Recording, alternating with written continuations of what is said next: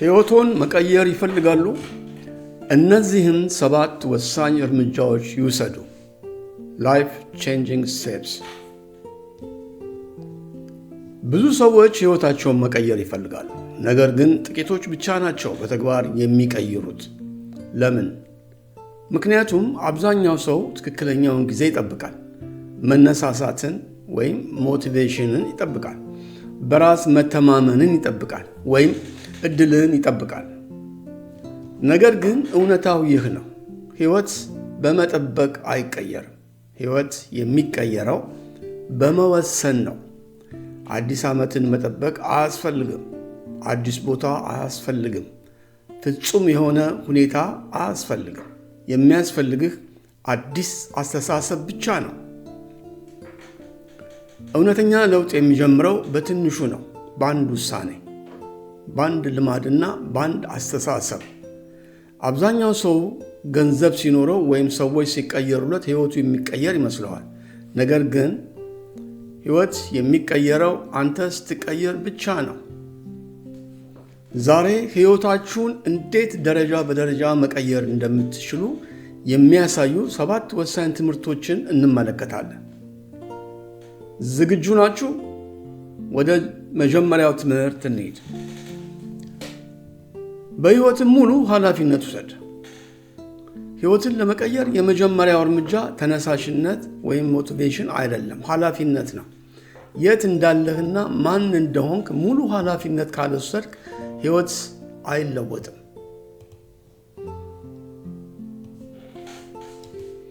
ኃላፊነትን መውሰድ ማለት ራስን መውቀስ ማለት አይደለም።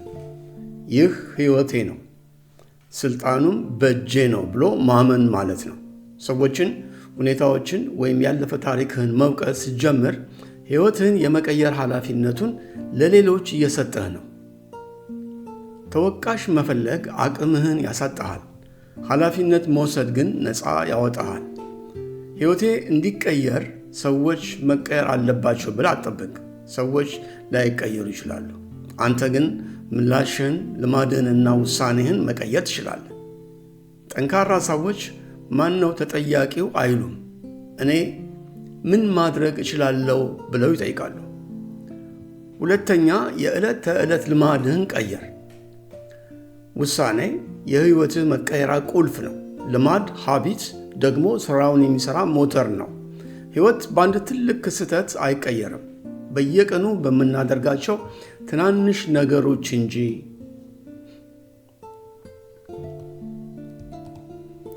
ተነሳሽነት ወይም ሞቲቬሽን ስሜት ነው። ይመጣል፣ ይሄዳል። ልማድ ግን ስሜትህ ቢኖርም ባይኖርም ሥራህን እንድትሠራ ያደርግሃል። የአሁኑ ሕይወትህ፣ ጤናህ፣ ገቢህ እና ዕውቀትህ የልማዶችህ ውጤቶች ናቸው። ስለዚህ ትልቅ ለውጥ ለማምጣት አትሞክር። ትናንሽ ልምዶችን አዳብር። በቀን 5 ደቂቃ ማንበብ፣ 30 ደቂቃ ቀድሞ መነሳት፣ ስልካችንን ለተወሰነ ሰዓት ማራቅ። እነዚህ ነገሮች ቀላል ይመስላሉ፣ ነገር ግን በጊዜ ሂደት ተጠራቅመው ትልቅ ለውጥ ያመጣሉ። አንድን መጥፎ ልማድ በአንድ ጊዜ አስወግድ። ባንዴ ሁሉንም ለመቀየር አትሞክር። ወጥነት ከፍጹምነት ይበልጣል። ኮንሲስተንሲ ቢትስ ፐርፌክሽን ይላል።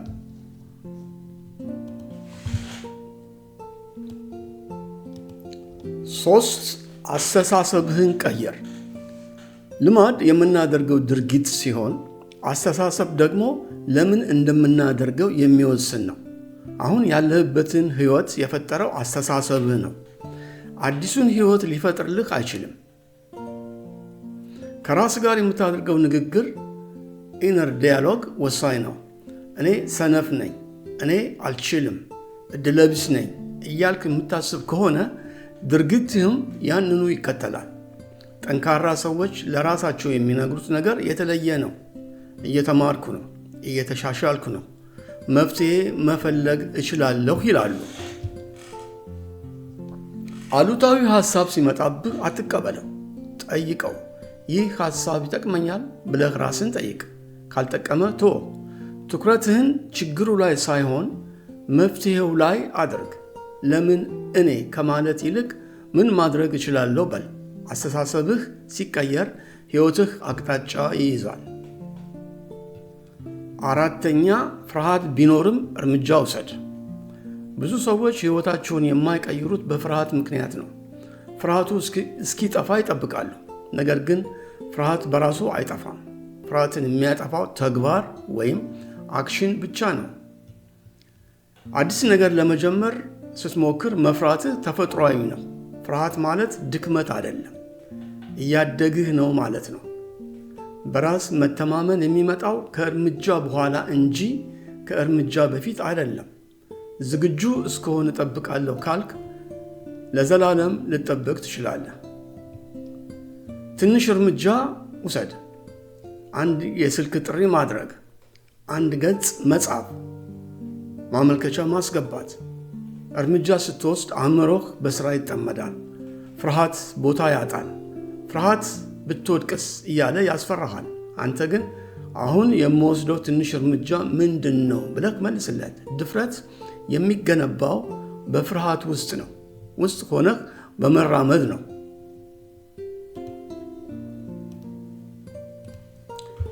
ግልጽ የሆነ የሕይወት አቅጣጫ ይኑርህ። ብዙ ሰዎች ጠንካራ ሰራተኛ ናቸው፣ ግን ደክመዋል። ምክንያቱም አቅጣጫ የላቸውም። ያለ አቅጣጫ የሚደረግ ፍጥነት ትርጉም የለውም። የት እንደምትሄድ ማወቅ አለብህ። አቅጣጫ ማለት የ10 ዓመት ሙሉ ዕቅድ ማለት አይደለም። ቀጣዩ ትክክለኛ እርምጃ ምንድን ነው የሚለውን ማወቅ ነው። ራስህን ጠይቅ። ምን አይነት ሕይወት ነው የምፈልገው? አሁን ባለው ሰዓት ትኩረት መስጠት ያለብኝ ለምንድን ነው? ሁሉንም ነገር በአንዴ ለማስተካከል አትሞክር። አንድ ዋና ቦታ ላይ አተኩር። ጤናህ ላይ፣ ስራህ ላይ ወይም ትምህርትህ ላይ። የምትፈልገውን ነገር በወረቀት ላይ ጻፈው። የጻፍከው ነገር እውን ይሆናል። የምትወስደው ዕለታዊ እርምጃ ከምትፈልገው አቅጣጫ ጋር የተጣጣመ መሆኑን አረጋግጥ። ግልጽነት ወይም ክላሪቲ ጉልበት ይሰጥሃል። 6ኛ፣ ጽናትና ትዕግስት ይኑርህ። ለውጥ የረጅም ጊዜ ሂደት ነው። ብዙዎች የሚጀምሩት በጋለ ስሜት ነው፣ ነገር ግን ውጤት ሲዘገይ ያቆማሉ። እውነተኛ ለውጥ ቀርፋፋ ነው። ለዚህም ነው ጽናትና ትዕግስት የሚያስፈልገው። ጽናት ማለት ስሜትህ ጥሩ በሚሆንበት ቀን ብቻ መስራት ሳይሆን ስሜትህ ባይኖርም እንኳን ማድረግ ያለብህን ማድረግ ነው። አንዳንድ ቀናት አሰልቺ ናቸው፣ ውጤት ላይታይ ይችላል። በእነዚህ ቀናት አለማቆም ነው ዋናው ቁልፍ። ሂደቱን እመን። ዘር ተክለህ ዛሬውኑ ፍሬ አትጠብቅም። ራስህን ከሌሎች ጋር አታወዳደር። የራስህ ጉዞ ከትናንት ማንነትህ ጋር ብቻ ተወዳደር። ወጥነት ወይም ኮንሲስተንሲ ካለህ ጊዜው ሲደርስ ውጤቱ በራሱ ይመጣል። 7ኛ፣ የድሮ ማንነትህን ተወው። ይህ የመጨረሻውና ወሳኙ ትምህርት ነው። ሕይወትህን ለመቀየር ማንነትህን ወይም አይደንቲቲ መቀየር አለብህ። በአሮጌ ማንነት አዲስ ሕይወት መኖር አትችልም። እኔ ሰነፍ ነኝ፣ እኔ አይሳካልኝም፣ እኔ እንደዚህ ነኝ የሚሉ ታሪኮችን ለራስህ መንገር አቁም። ይህ ማንነትህ እስካልተቀየረ ድረስ ምንም ያህል ብትጥር ወደ ድሮ ሕይወትህ ትመለሳለህ። ለራስህ ያለህን ክብር ሰልፍ ሪስፔክት አሳድግ።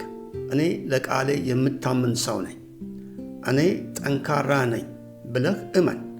ለራስህ የምትሰጠውን ዋጋ ስትቀየር ሰዎች የሚሰጡህንም ዋጋ ትቀይራለህ። ለውጥ ከውስጥ ወደ ውጪ ነው። ሕይወትን መቀየር በአንድ ሌሊት የሚሆን ታምር አይደለም። ዕለታዊ የሆኑ የትናንሽ ውሳኔዎች ድምር ነው። 1 ኃላፊነት ውሰድ። 2 ልማድህን ቀይር። 3 አስተሳሰብህን አርም። 4 ፍርሃትን ተጋፈጥ። 5 አቅጣጫህን ለይ። 6 ታገስ። 7 አዲስ ማንነት ገንባ። ለመጀመር ፍቃድ አያስፈልግህ። ዛሬውኑ አሁን ትንሽ ውሳኔ በመወሰን ሕይወትህን መቀየር ጀምር።